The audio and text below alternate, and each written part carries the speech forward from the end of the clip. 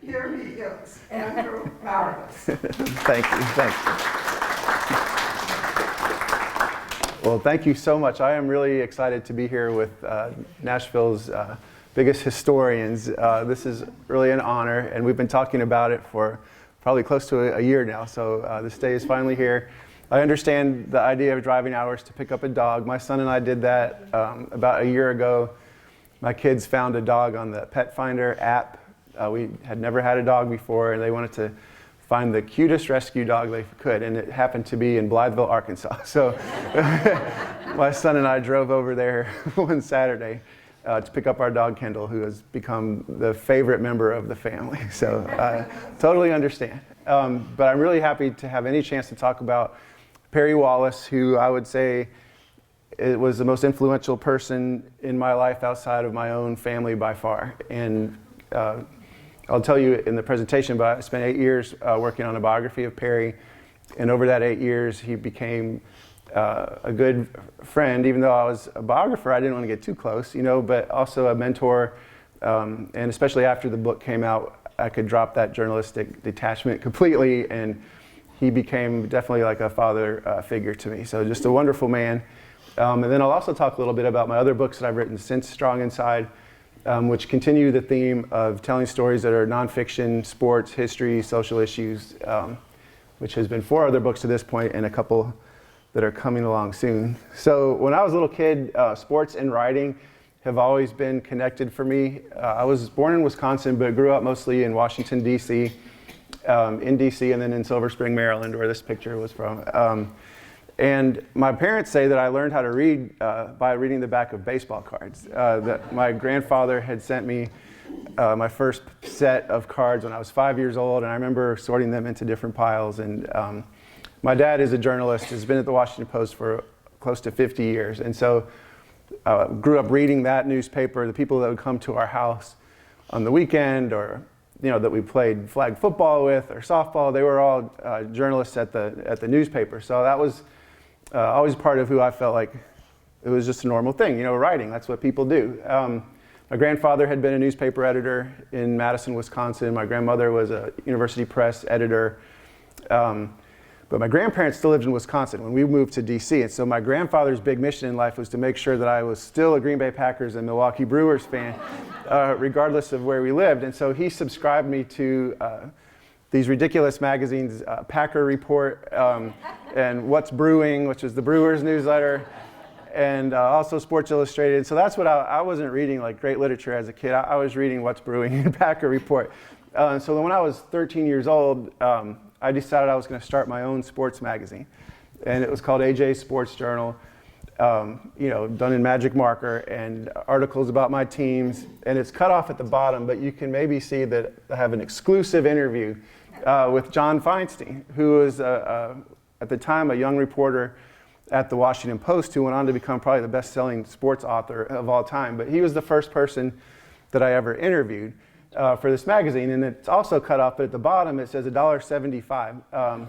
But nobody bought my magazine, so I still have it. But that's how I got started. And then 2 years later, after this, we moved to Austin, Texas, and so it was a big culture shock moving from DC to Texas. But I continued to play baseball there, and I was the sports editor of our high school newspaper. And one day I was walking down the hall at Austin High, and there was a poster on the wall that was advertising a scholarship to Vanderbilt named after a gentleman that you all know, Fred Russell, and Grantland Rice. And it was a full tuition sports writing scholarship to Vanderbilt.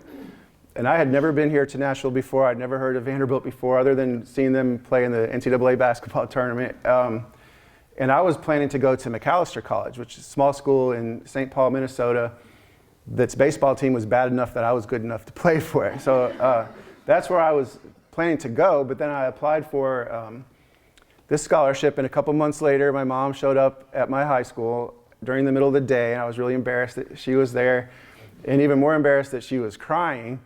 And my daughter now, who's 13, calls them happy tears. And so she was crying because of the fact that admissions department had called and said I won the scholarship to Vanderbilt. So that's how I ended up coming here.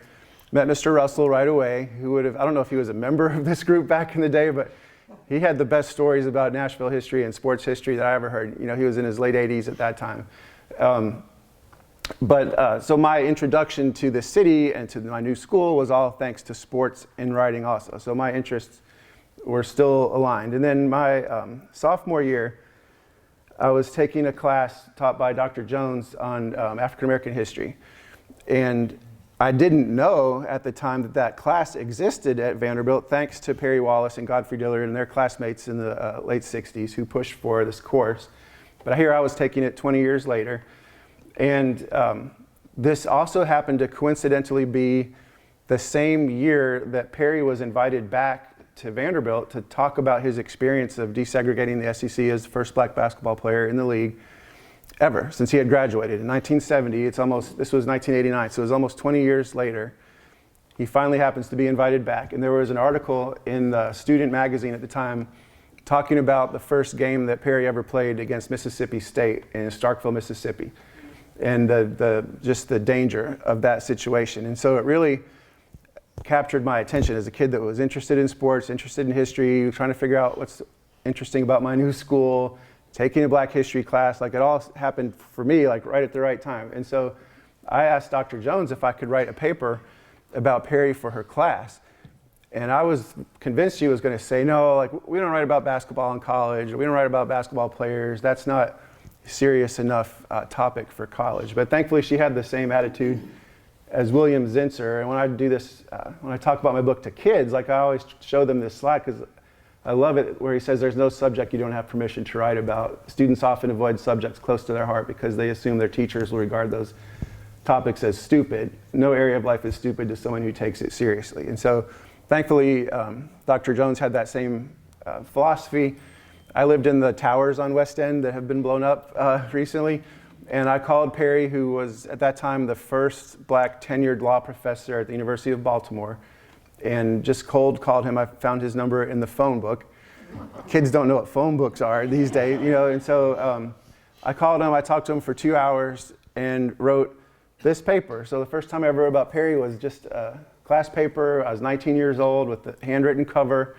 But that experience of talking to Perry and learning about his experience and how sports could illuminate like more important issues, in his case, racism, was really interesting to me. And so I went on with my studies, graduated. My first job was at Vanderbilt, working as the publicist for the men's basketball team there. And so in that capacity, I was still in touch with Perry on occasion, you know, nominating him for different anniversary awards, things like that. I always wanted to work in Major League Baseball, and so I applied to every Major League team while I was working at Vanderbilt. I was rejected by every Major League team while I was working there, but I would save the rejections because they had the logos of the teams on them, and I thought that was cool. And then finally, in 1998, the Diamondbacks and the Tampa Bay Rays came along as new teams. So I moved to Tampa, got a job with them as the media relations manager, did it for a year, realized my dream job was really not what I thought it would be. Came back to Nashville, and I worked at a public relations firm here for almost 18 years. And during that time, I really missed being around sports, writing about it. And I just declared to my father-in-law that I wanted to write a book. And he said, well, the most basic question, what about? You know, and I said, I don't know. And so he stumped me with this question. He must have wondered why his daughter married me, you know. And so then he said, well, what about Perry Wallace? Like, you're always talking about Perry. And I think I was too close to it. So I got on Google, and just to make sure there wasn't already a book about Perry.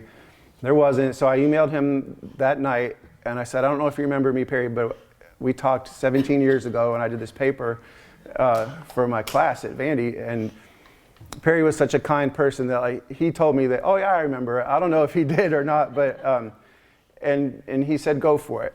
And so I got started the next day without an agent or a publisher. I just wanted to do this project as a life experience, like whether it became anything or not. And the advice I got was, look at the list of people that you know you want to interview. There'll be no more names that come up later, but the people you know you want to interview, and interview the oldest person first.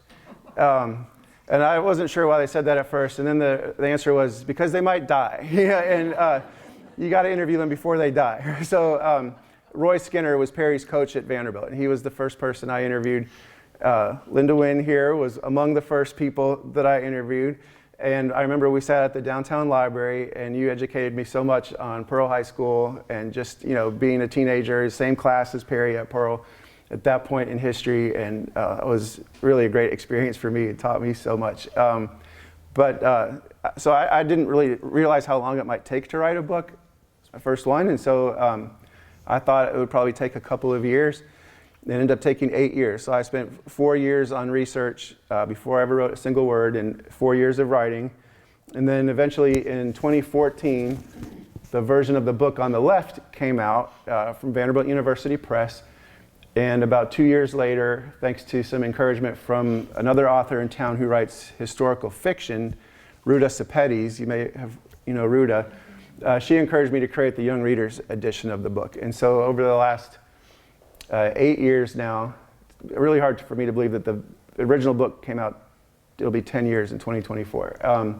Last 8 years I've been traveling around to different schools now in 26 states to tell the story of Perry to high school kids and middle school kids. And so here's what the research looked like for me. It involved a lot of reading, other books about the civil rights movement or about Nashville history, about college basketball history, about the 1960s. Like my favorite book that I read is called Pictures at a Revolution. It's the one in the middle that's yellow. And it was just the best, it's a book about the best movies that came out in 1968, which was a really important year in Perry's story. And it just helped me understand what culture was like at that time, or what young people were interested in at that time. And every day when I had a regular job, obviously, while I was working on this book too. Every day when driving to work and driving home, I would listen to a 1960s channel on the radio and try to just take myself back in time as much as I could, believing that that would somehow seep through the page. I wanted the readers to feel like I must have been following Perry around everywhere. This is also what the research looked like. So our guest bedroom turned into a huge mess. And I probably ended up with 30 binders full of information, transcripts of interviews, copies of old newspaper articles, research that I found in different archives. And so this would be considered probably an old-fashioned way to do it now. It's still the same way I do it. I prefer paper over just digital files. And so the interviews with Perry are it's actually a lot, but it doesn't look like a lot in this picture. It's the orange spine binder at the bottom there. I think I interviewed 100 people for the book, classmates, teammates, journalists, family members, and then had the chore of turning all of this research into something that was organized so I could actually write the book. And so what I did is create a one-page outline of what I felt each chapter would cover. So I could look at one piece of paper and envision the arc of the story. And then I had, before I wrote each chapter, I would go back through each binder and remind myself where I had material that would help tell the stories that would be in that one chapter. And so oftentimes the outlines for each chapter were longer than the chapter itself turned out to be in the book. But it really helped me stay organized and avoid writer's block, because I always knew what was coming up next. And so Perry grew up, of course he was born here in North Nashville. When he was 12 years old was the time of the lunch counter sit-ins in 1960, and he said that he wanted to see history being made with his own eyes, and that his parents would have killed him if they knew what he was up to, but he would walk downtown to Fifth Avenue and stand outside the lunch counters, and he was encouraged and inspired by the bravery of the students from Fisk and TSU and American Baptist, that were taking a stand for civil rights by sitting down on the lunch counters. He started, and Linda started high school a week after MLK's I Have a Dream speech. They were in high school for the passage of the Civil Rights Act and Voting Rights Act. And so I asked Perry what was it like to be a teenager at this point in history. And he said for him, it was essentially exhilarating. Like he was inspired by protests. He was inspired by great speeches. He was inspired by changes to the law. And he felt like things were changing, and that he needed to be prepared for opportunities that might be coming that hadn't been there for his older brothers and sisters, or certainly for his parents. And so he was really prepared in two significant ways. He was prepared as a basketball player. That's Perry in the middle. Pearl High Tigers, the best team in the country at the time. They won the state championship Perry's sophomore year. won the state championship his junior year, and went undefeated and won the state championship in Tennessee his senior year in 1966, which was the most significant year in high school sports history in Tennessee because it was the first year that all the high schools in the state played in the same tournament. When his team won those state championships in 64 and 65, there were separate tournaments for black schools and white schools. And so in 66, everybody played in the same tourney. And the Pearl team, Coach Ridley and Perry and his teammates understood the significance of this year, 1966, and to prove that they were just as good or better than the white schools in Tennessee. And so the fact that they went undefeated that year and won the state championship was really meaningful. They did it. The championship game was played at Memorial Gym at Vanderbilt on March 19th, 1966, which is a really important day in basketball history, not just Tennessee basketball history, but that was the same night that Texas Western beat Kentucky in the NCAA championship game, which was a Glory Road movie was made about that game. Texas Western had an all-black starting lineup, not an all-black team, but all 5 starters, and they beat Adolph Rupp's Kentucky team that was an all-white team. So college basketball was most visibly changing that night. High school basketball in the South was changing that night, and Perry was part of it as a player, but he was also being recruited by Kentucky at that time to potentially be their first black player. So he went home after the Pearl championship and watched the end of that Kentucky-Texas Western game. He was the starting center on this great team, but he was also the valedictorian at Pearl High School. So he was a model student athlete that took his schoolwork as seriously as his basketball. He spoke multiple languages, he played the trumpet. He ended up becoming a black belt in karate, sang opera. Like Perry was the ultimate Renaissance man type of guy. So you can imagine, as a great player and as a great student, at a time when college basketball programs around the country are starting to desegregate, that he was a highly recruited player, not only by HBCUs, which would have recruited him, in prior years, but also by white schools around the country. And Perry saw this as his chance to get out of Nashville. He wanted to get out of this segregated city that he had grown up in. And so he was excited to take the first airplane flights of his life to go to schools like Michigan and Northwestern, Iowa, Wisconsin, even UCLA, which had the best team in the country at that time. And he thought this was going to be his ticket out. But he saw sort of the ugly side of college sports that existed back then and exists in different ways today.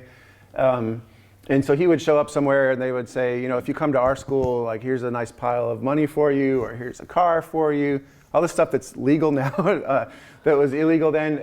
And most discouraging to him, he would be told, if you come to our school, you don't really have to go to class. Like, we'll just find the easiest classes for you. We'll make sure you stay eligible. And he got the sense that he was just going to be there to play basketball. And so even though Perry was really a math and science type of guy, he was an engineering student at Vandy, I also feel like he was a poet.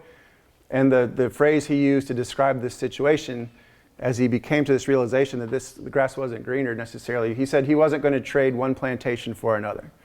And that he wasn't going to leave the South where he wasn't treated as equal person to go to one of these schools that was just going to exploit him for his athletic ability.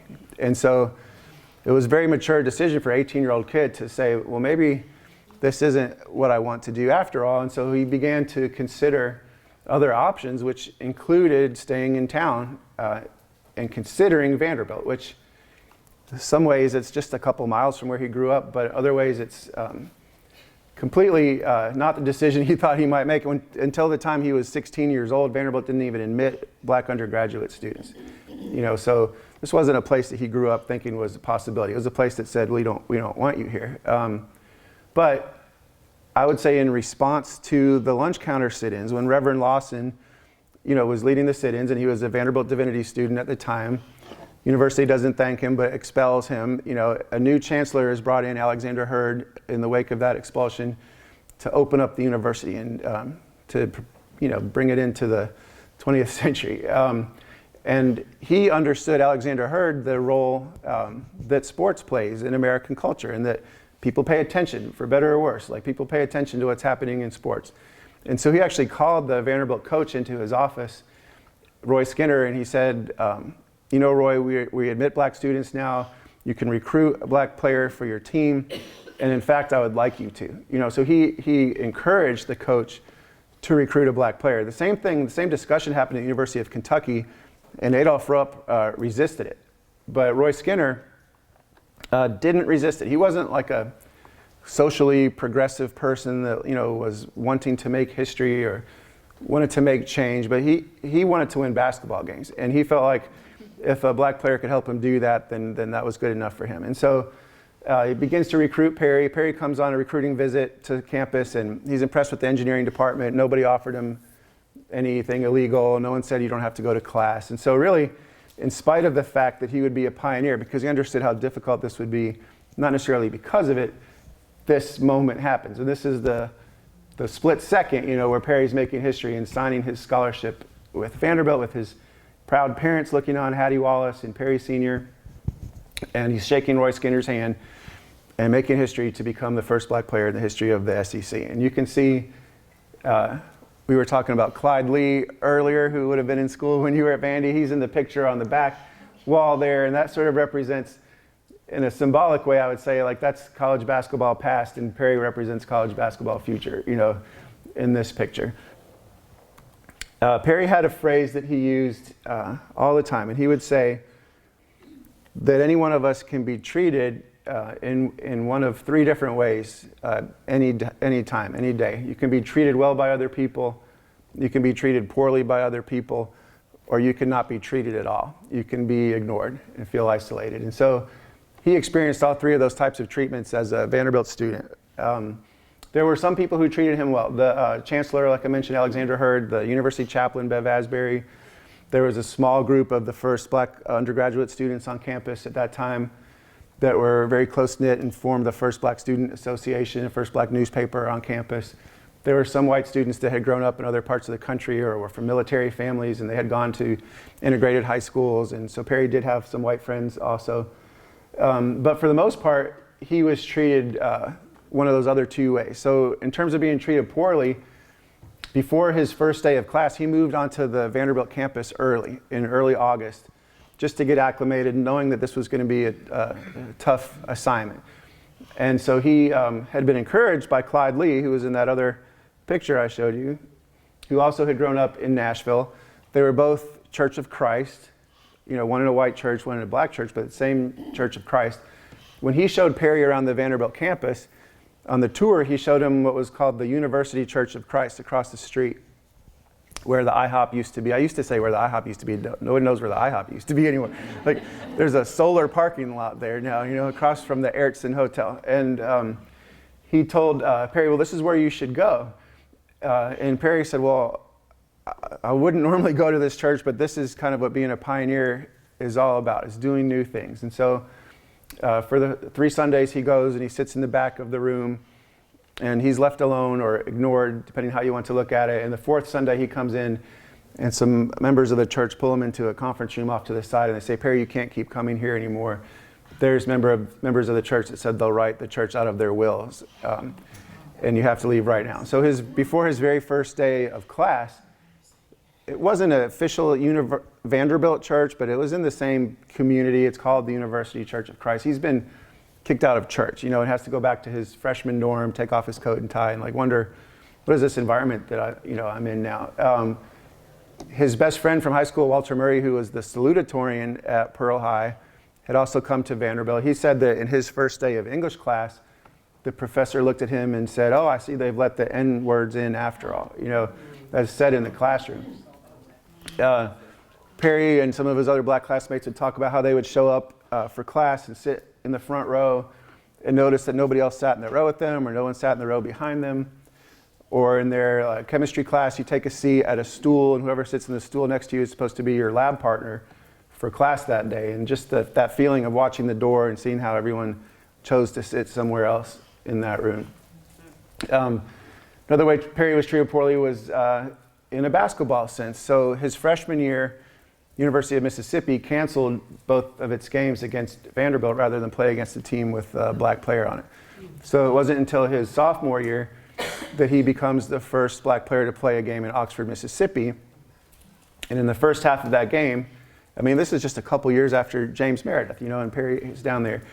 One of the players hits him in the face with an elbow, and he's bleeding. He can't see out of one of his eyes. He's a little dizzy. The refs don't call a foul. So it's not until the next time the ball rolls out of bounds that the student manager is able to come help Perry. And I interviewed this manager. He said as they walked across the court towards the locker room, the crowd cheered the fact that Perry was injured, and they felt this wetness on their back, and they were getting Coke dumped on their backs. And so Perry told me that he felt that before each road trip, he would ask himself, what's the worst thing that might happen on this trip to Starkville or Oxford or Auburn or Tuscaloosa? And he said the worst thing he felt might happen is that he would get shot and killed out on the basketball court.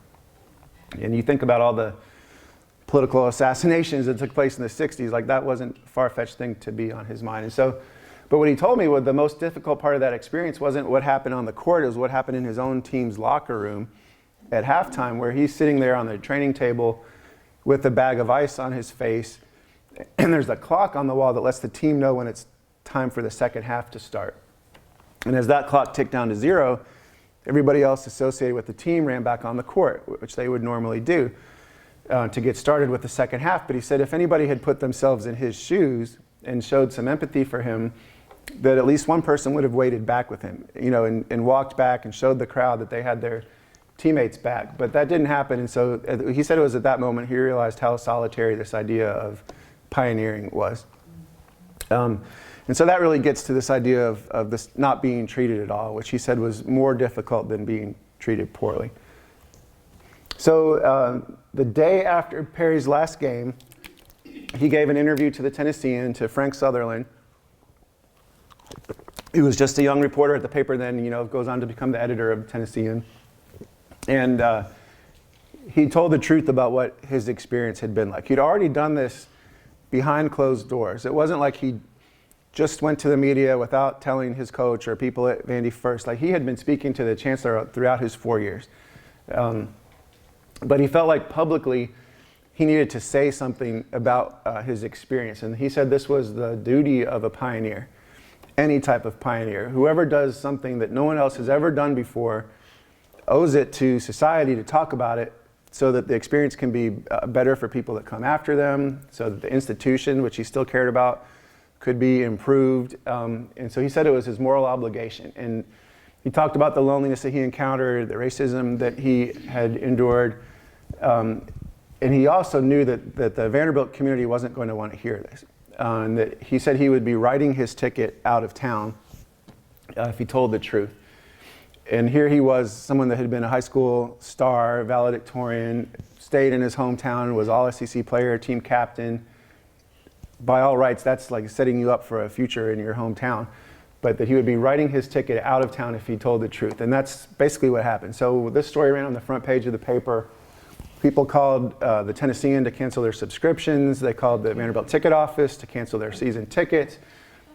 They used all the code word, like Perry was ungrateful for his experience at Vanderbilt. And so he graduated with his engineering degree a couple months later.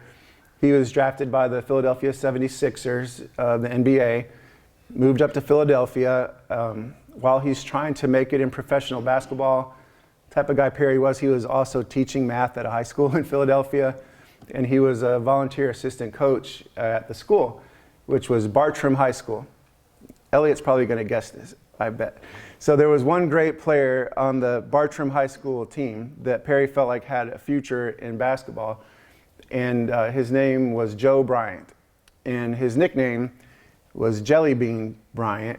And in the future, his son would become Kobe Bryant. And so that Perry coached Kobe's dad when Kobe's dad was in high school. At the same time, Perry's playing minor league basketball in Wilmington, Delaware, very close to Philadelphia. And he could see these guys who were into their 30s that were still trying to hang on as minor league basketball players. They hadn't really given up this dream that was never going to happen. And so Perry told his nephew at the time that his legs might last for 5 more years, but his brain was going to last forever. And so he quit basketball after 1 year. He realized he wasn't going to be an NBA star.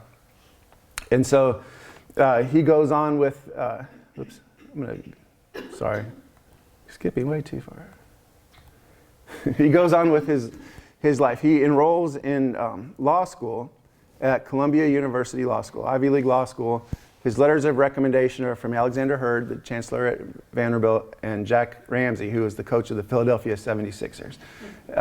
Earns his law degree from Columbia, becomes an attorney for the U.S. Justice Department, then becomes professor at the University of Baltimore, and then a law professor at American University in D.C., where he was for the last 20 plus years of his life. It was during that period when he was at American that I started working on the book. When there was a new athletic director at Vanderbilt, David Williams, who was the first black AD in the history of the SEC.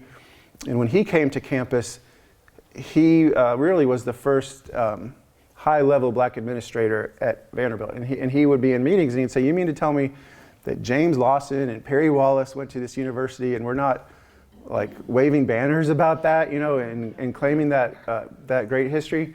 And so it was part of his mission was to change that. And so the fact, I think, that I was writing this book at the same time David Williams was interested in restoring Perry's legacy at the school, it fit really well together. And so for 2 years in a row, the freshmen at Vandy all have to read a book before they come to campus their first year. And Strong Inside was the assigned reading for 2016 and 2017, which I thought was, I mean, I'm biased, I'm a Vanderbilt person, but I felt like it was a strong signal that there was at least an attempt to change and to listen and to use a moment in history to inform the present and the future of the school. You know, and these parents are paying $70,000 a year to send their kid to this school, and the first book they get talks about, you know, this experience that doesn't make the university look that great, you know, in the 1960s necessarily. But it was a really nice launching point for conversation. So that was rewarding. And Perry he's open to this relationship, you know, so he came back to campus many times to meet with a new generation of student athletes that were eager to hear his story. That's Simone Charlie up there. She played soccer and track. She's still a professional soccer player right now. And I remember she told Perry, you know, "Thank you for opening a door that I could walk through like decades later." That's David Williams and Perry, and Perry was honored at halftime of a basketball game. A new award was named after him on campus. If you've driven down West End Avenue, you see Perry Wallace Way is 25th Avenue as it cuts through campus. The dormitory, that big tower that's there, there's different aspects of that building have different names. And so there's Wallace Hall, which is part of that building, is named after Perry Wallace now. There's a really nice oil portrait of Perry that hangs in the engineering school that was done by an artist named Simi Knox, who also did, I think, President Clinton's portrait in the, you know, for the official White House portrait. So there's 2 scholarships, an engineering scholarship and a basketball scholarship named after Perry now. He was the first person inducted into the school's Athletics Hall of Fame. United States Basketball Writers Association named its Courage Award each year after Perry. And so he's honored in multiple symbolic ways now. And I asked him, like, well, what does this feel like to be honored in the same communities that pushed you away back when you needed them most? You know, you're still telling the same true story, but it's perceived differently now. And his poetic way of talking about this was reconciliation without the truth is just acting.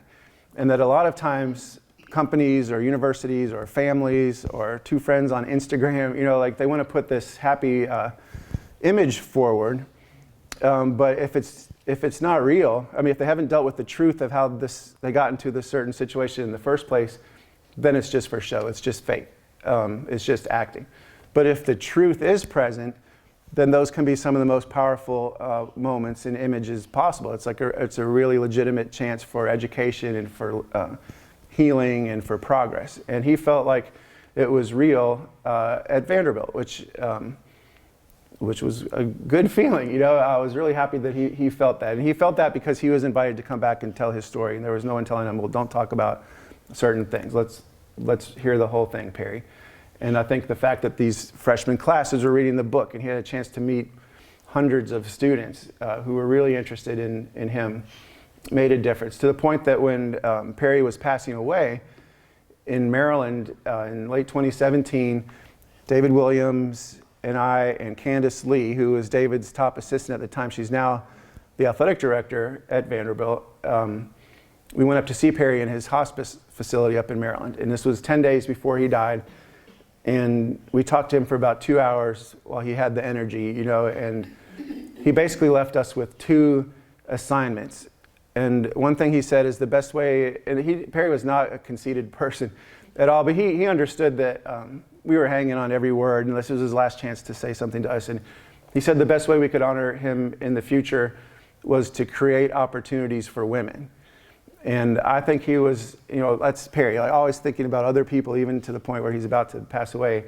And I think he was thinking about his mom, who had grown up in Rutherford County in the 1920s, and because of racism in Tennessee was only able to go to school through 8th grade, but was a brilliant woman, and she would read Perry and his siblings' textbooks from college.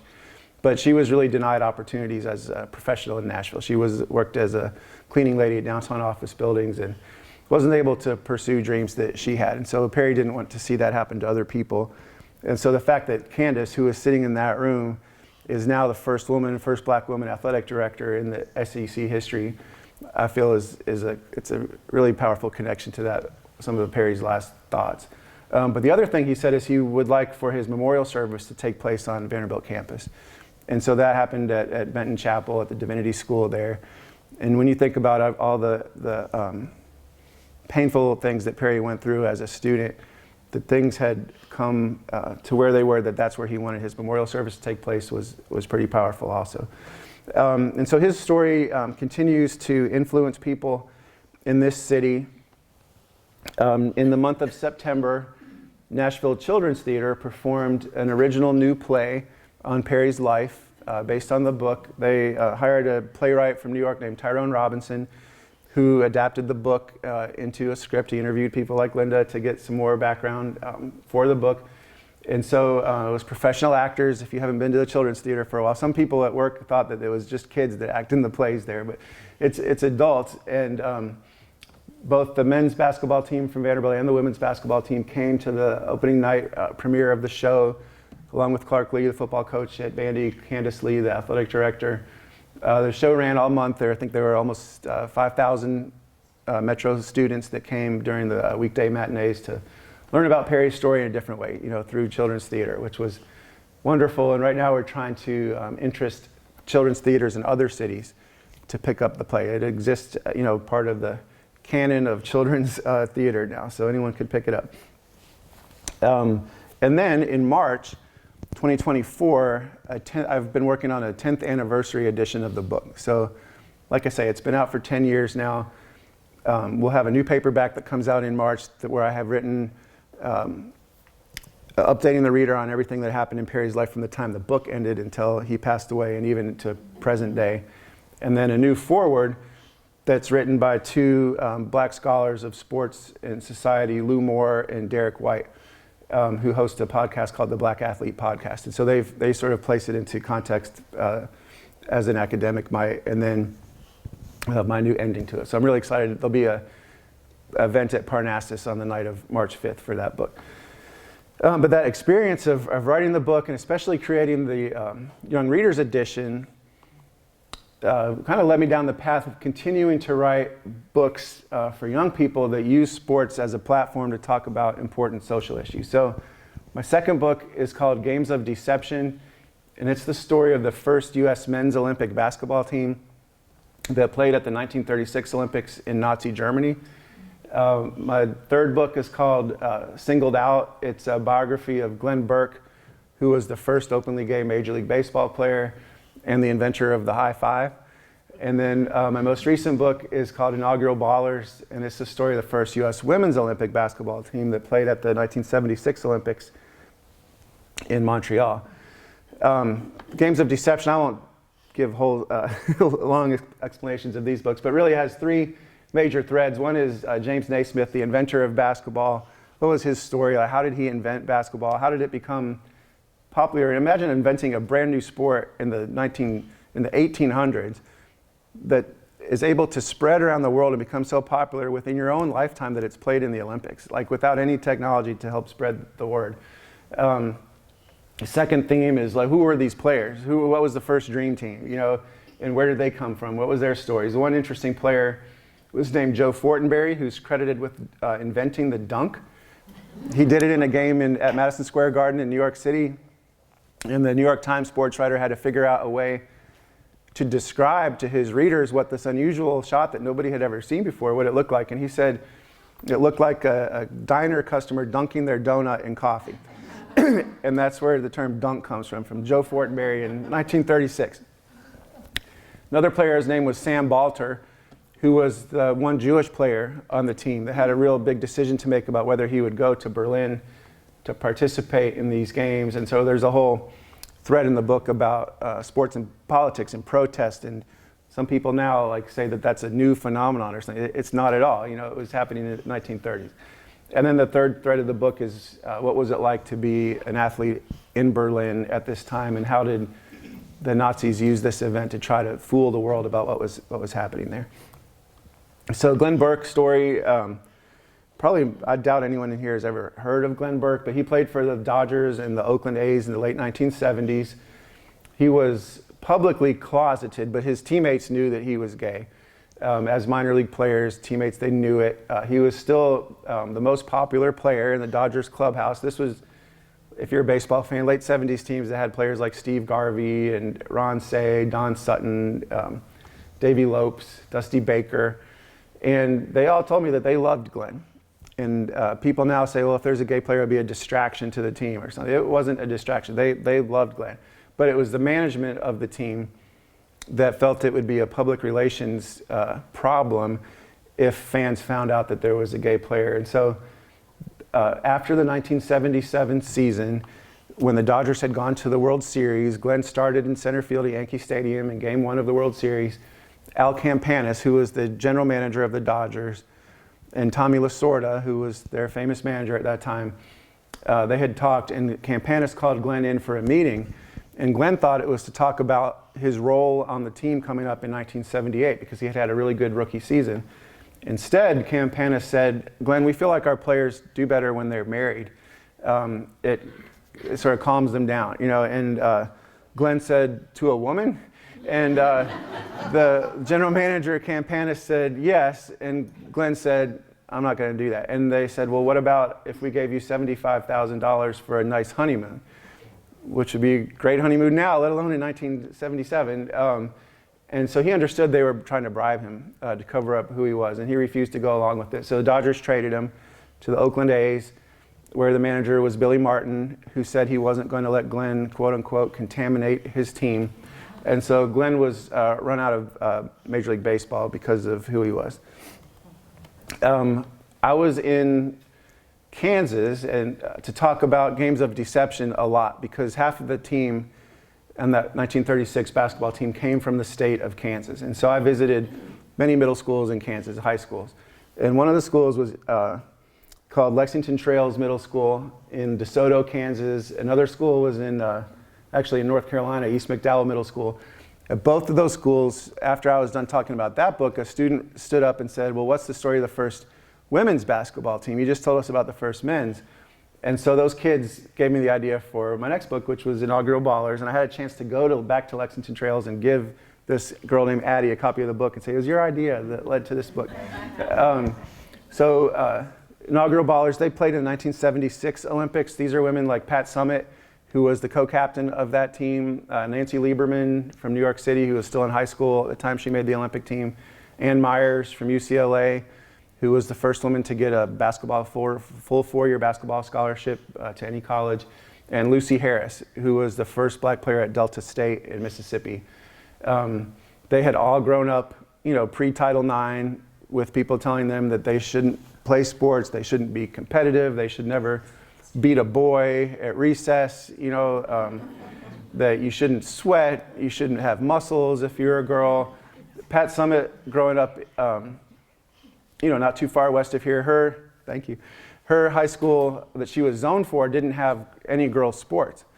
And so her dad, who was not the nicest person in many ways, he did take the step of moving the family across the county line so she could go to Cheatham County High School, which had girls' sports.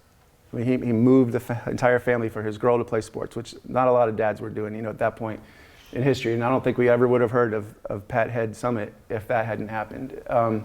And so most of these players, other than Pat and one or two more, are still living. So I was able to interview them for the book. Their coach, Billy Moore, was still living while I was working on the book.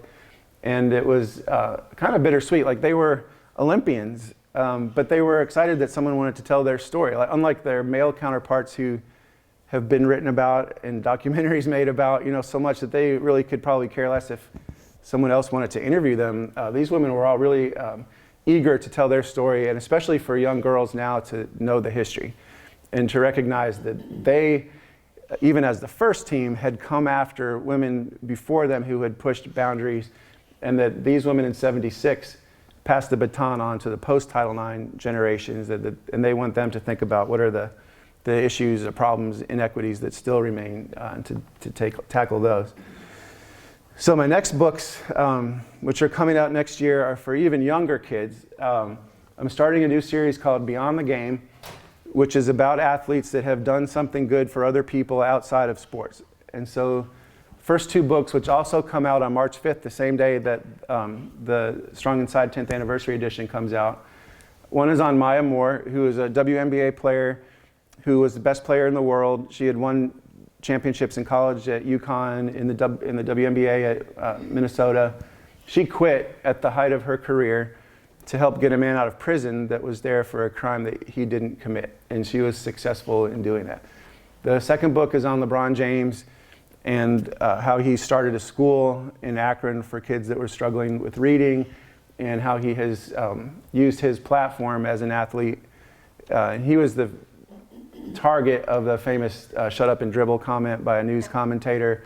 But he's still continued to speak out on social issues. So those are the first two books. The third book that I've just finished writing that will come out 6 months after these two is on Pat Tillman, who was an NFL player that joined the Army after 9/11 and was killed by friendly fire.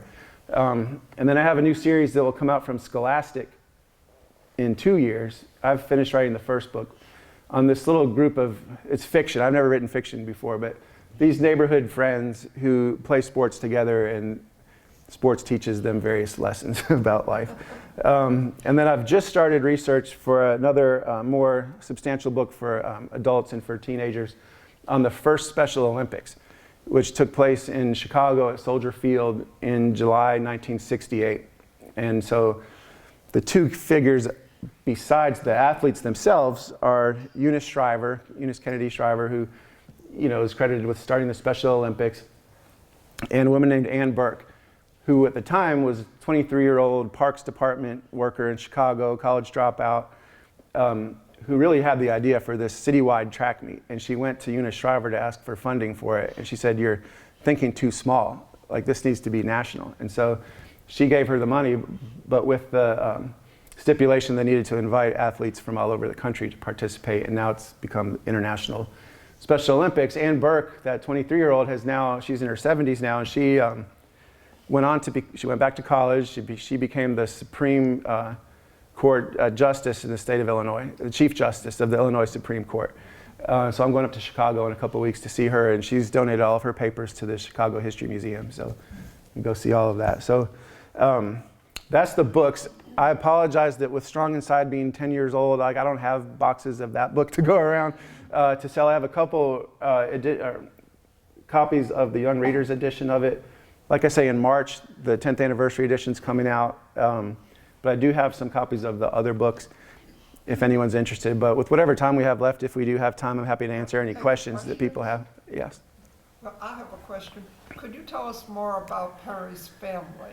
Yes. Like, what did his father do and so forth? Because I remember when I read the book, and I've heard you talk other times, that I was so impressed with the way you pulled together his growing up in the neighborhood he did. He knew it. Yes. Perry had a very close-knit family.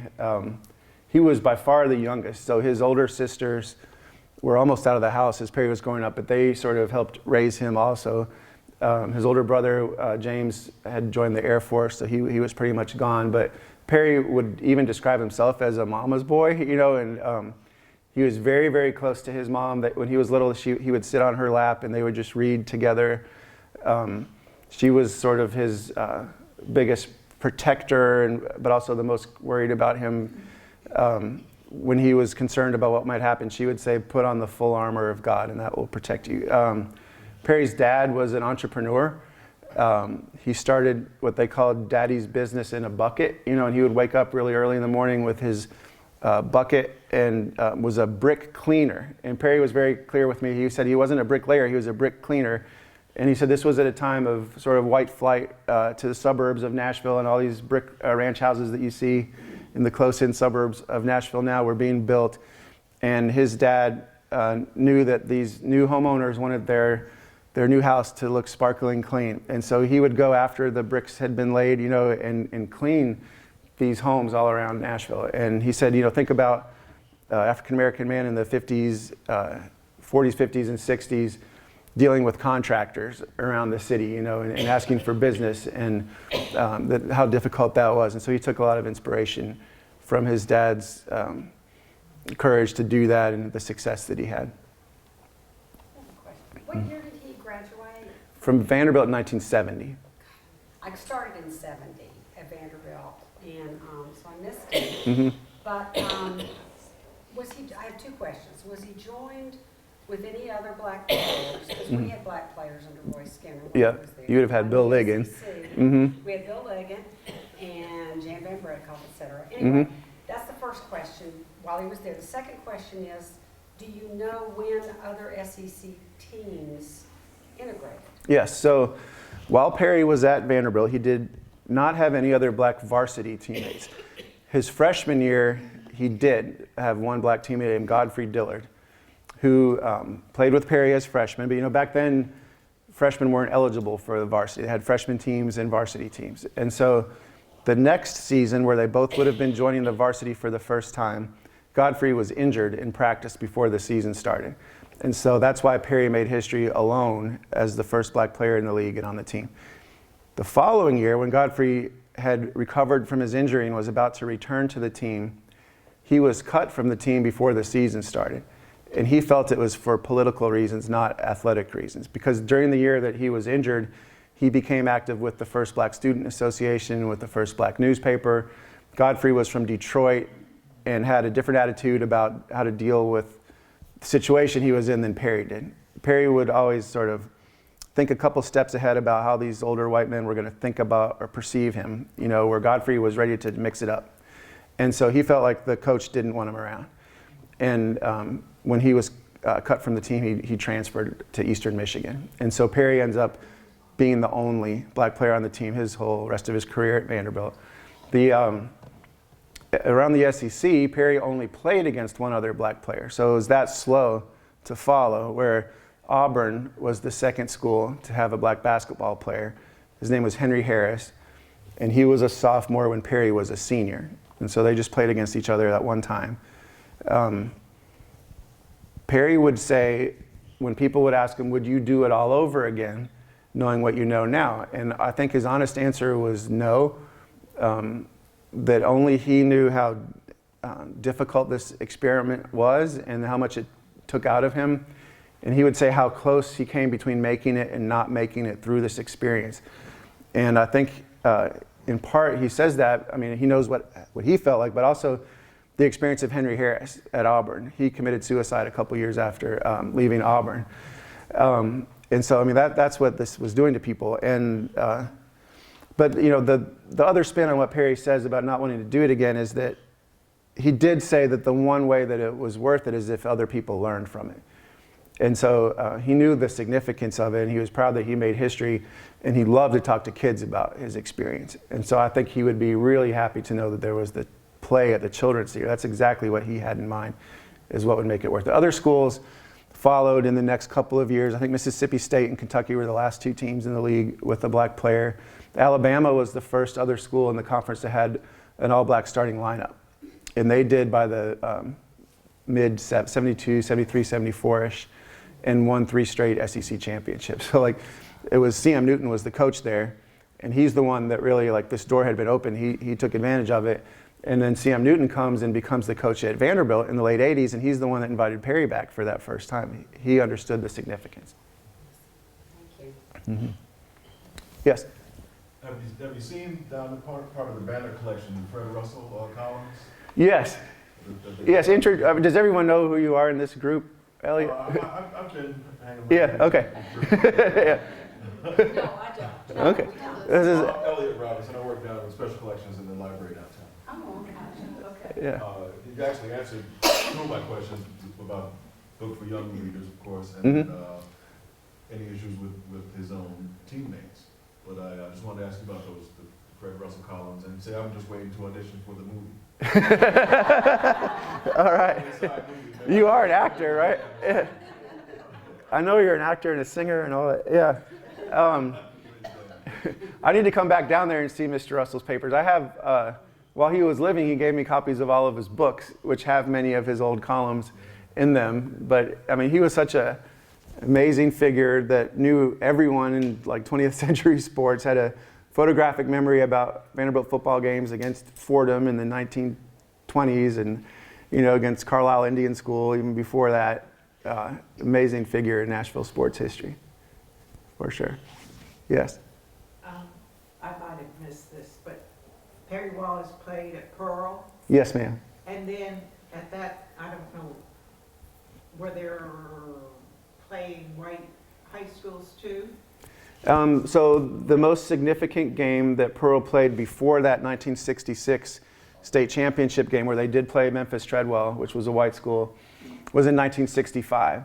And this is probably the most significant high school game in Nashville history. It was Pearl versus Father Ryan, which Father Ryan did have a couple of black players on their team, including their best player named Willie Brown. But predominantly white school, and it was considered the first game between a black high school and a white high school in the South, not just in Tennessee. And they played at Municipal Auditorium in January 1965. And it was a momentous game. There was a ton of media coverage. The reason they played there instead of at either high school is because there was so much interest. They needed to play the game at the biggest arena in Nashville. There was a 50th anniversary celebration of that game a few years ago, where players from both teams were there. Father Ryan played against Pearl Cone, which I know Pearl alums get mad when you confuse Pearl Cone with Pearl. They're not the same thing, But there was an anniversary game. Perry was there. He did the ceremonial jump ball. And what was really special for me was to see what good friends the players from Father Ryan and Pearl were. And they were talking before the game. And Nashville was a smaller town back then, and there was, obviously there was tremendous segregation, but these guys would play each other in the summer, when they weren't allowed to play against each other officially, and they all knew each other. Willie Brown lived in the same neighborhood as most of the Pearl players, and so it was a really nice sort of homecoming event, I felt like, for all those players. Who won that Willie game? Brown and I were at St. Vincent together, so. Okay, Yeah, it was just one big community in the North Nashville. very Who interesting. won that game? Father Ryan won on a last-second shot. So the crazy part of that game is Willie Brown, the one black player on the Father Ryan team, led them in scoring with 20-something points. They're losing by 1 point as the clock is ticking down. He takes the shot to win the game, bounces off the rim, and this guy named Lynn Dempsey, who didn't have a single rebound or point the entire game, ball lands in his lap, he puts it back up, and it swishes just as the buzzer's going off. And so he's still around. He's a funny guy. He tells funny stories about that game. And so this was a very disappointing defeat for the Pearl players. And Walter Fisher, who was a star on that team, and Perry, and were walking off the court. And Walter Fisher said, "We're not going to lose again after this." And they turned out they did lose 2 games later, but they went on to win the state championship that year.